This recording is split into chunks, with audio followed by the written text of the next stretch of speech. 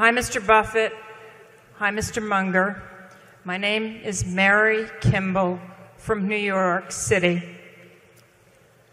In getting back to basics, what do you think Ben Graham would have said about derivatives? He would not have liked them. I think he probably would have said pretty much what I said back in 2002, that they pose a real risk to the system. They cause leverage to run wild.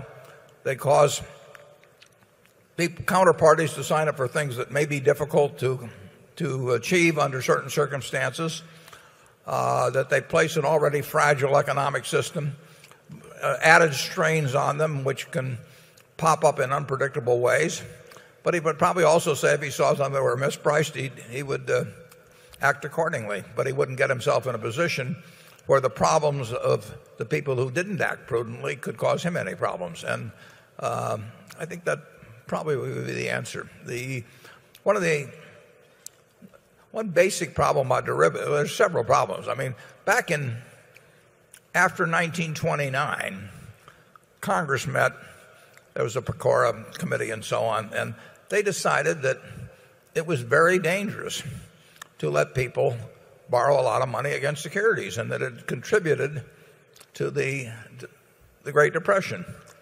And therefore, they said the Federal Reserve should regulate how much people could borrow against securities, and it was important for society. And the Federal Reserve started requiring margin. They had margin requirements. Those requirements still exist. You are not supposed to be able to borrow more than 50% against your securities. Actually, during one period, they went to where they didn't. The Federal Reserve allowed no borrowing whatsoever. They went to 100% margin. But derivatives came along and just turned that into made those rules a laughingstock. You have what they call total return swaps, which means you can borrow 100% against what you own. That goes way beyond anything that existed in 1929. So derivatives became a way around regulation of leverage in markets which, like I say, Congress felt was important, and the Federal Reserve still has a responsibility for enforcing. Derivatives also meant that settlement dates got pushed out. One of the problems in securities markets comes about when you have a trade today. If you didn't have to settle it for a year, you'd find it very hard sometimes to find a person on the other side. And derivatives allow these very long settlement periods, whereas security markets demand them in 3 days.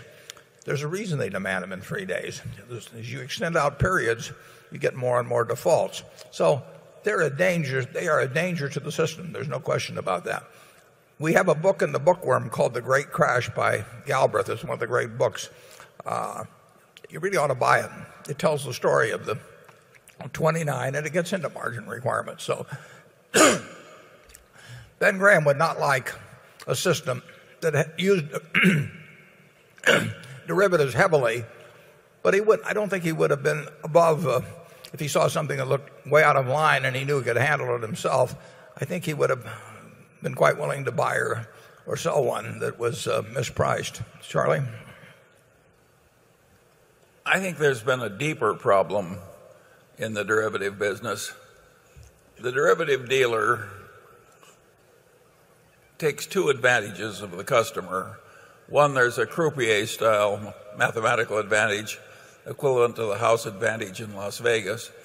And two, the derivative dealer is playing in the same game with his own clients, with the advantage of being a better player. And having knowledge of what they're doing. And having knowledge of what the clients are doing.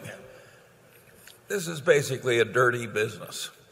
And you're really selling things to your clients who trust you that are bad for the clients.